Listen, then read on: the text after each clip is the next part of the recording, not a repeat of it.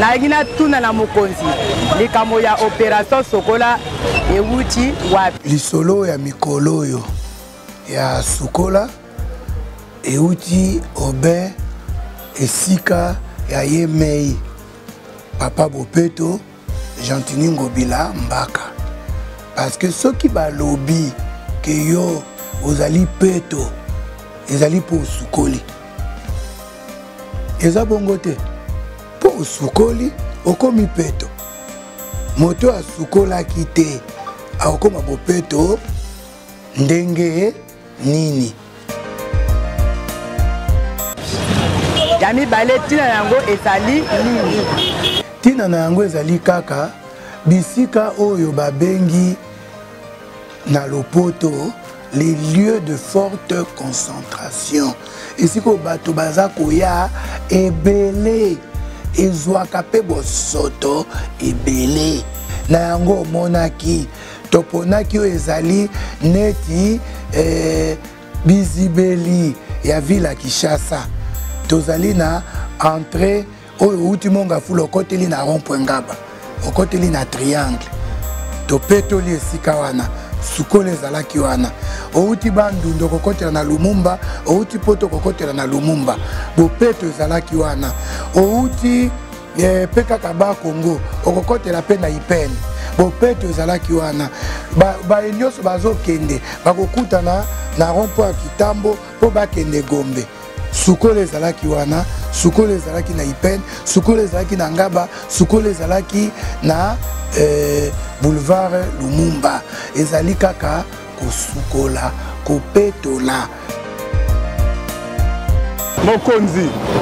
ona nini bisika nyonso bozoleka na opération Sokola ezokozonga salite eza problème à population ou bien problème à bourgmestre ou bien bato kotala misala bazali bopeto ezali engebene ya nzoku bopeto aza na longue vie bopeto aza kosala mosala na ye oyo ezali ekomami na français tolobaka inscrit dans la longue durée ezali mosala ya seko na yango tango papa mokonzi aye kosakana te aye kobina te aye liseki te aye kobenga baye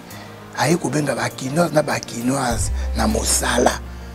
mosala wana soki akei biso nde toza kotikala na biso bakambi ya bopeto na babourgmestre na bachef de quartier bachef de rue mais na babénéficiaire ya bisika wana papa mais soki balingi koluka mpata na bosoto mpe na esika oyo papa mokonzi ya engumba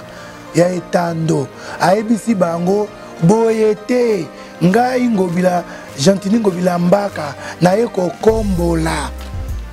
tango nga na kokende esiko etikala obele ndenge ngai na kombolaki yango me yo moto batikeli esika peto nani atia yango lisusu salite ezali yo te stratégie nini bozozwa mpona kili bopeto po mwana nyonso ya Kinshasa azwa yango ekoma lokola ya ye po ekota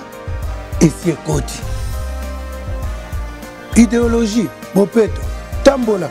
sur 10 personnes qui passent bato zomi tuna nani ayebi bopeto te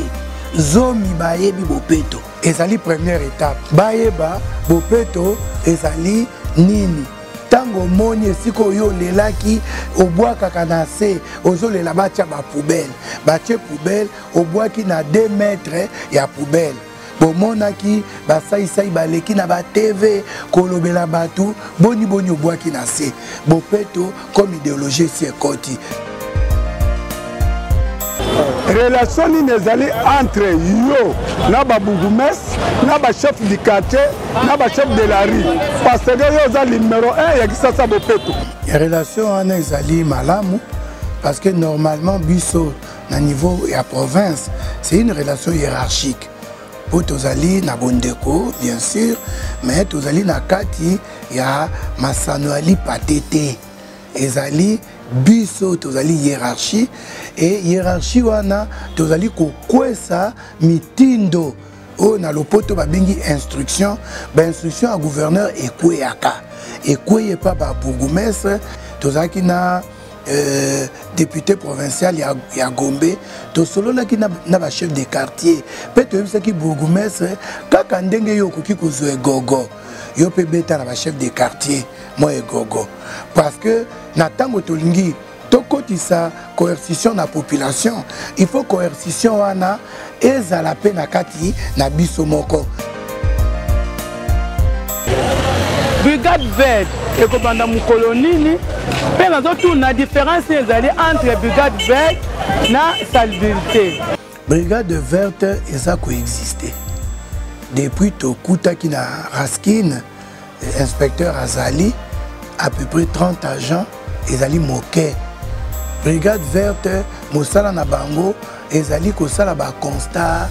ya bisiko ezali salité ya ba acte civique o ezali na ba usine na ba fabrique na yo muto zotambola obwaki na yo muto apusu nde tobengi brigade verte mosala na bango mboka ezala peto. Maintenant soki obino boloba ba brigadier ya salubrité peut-être bolobela ba cantonnier o baza kosala na banzela na ba astreinte publique bawana pe bazali